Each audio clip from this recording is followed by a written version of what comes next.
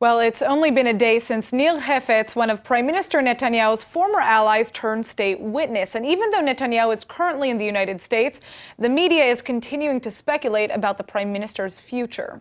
The latest report suggests that Hefetz has handed over incriminating audio recordings of the Netanyahu family to the state.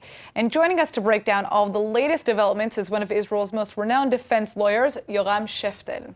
Thanks for joining us. Thank you for having me. All right, so do you believe it's a good or a bad thing that there are now three, state witnesses coming out against Netanyahu? Look, I remember when there was the first one, it was declared that it's an open and shut case. But then there was a second one. It means it was not an open and shut case. After the second one, they said it again, and then they still need a third one. And now it's an open and shut case.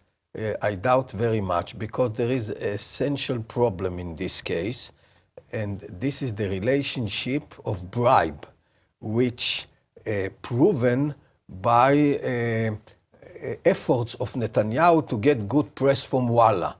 This is an absurd, because he can push for good, like he did with Yediot Achronot or with other media. He can push for and try to get good good cover and so on, without giving any sort of, presence as far as Bezek is concerned. Well, it almost feels like this is a never-ending, investigation that's happening here. How long can this continue, especially given the fact that the Prime Minister is leading the country right now? Is there going to be a decision that's made anytime soon?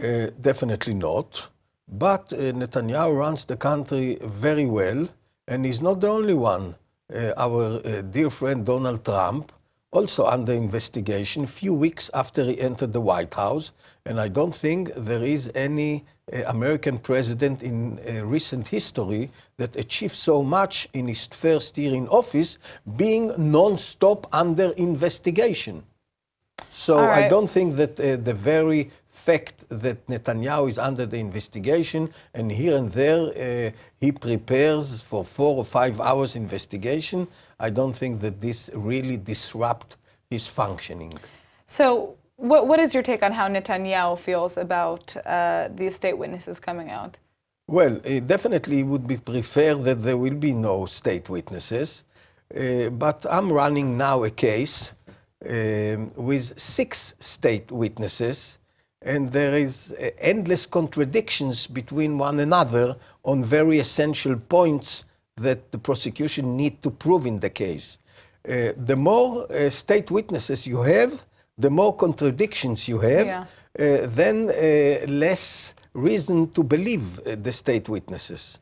All right, well, we're just going to have to wait and see what happens, right? Thank you for joining us. Thank you for having me.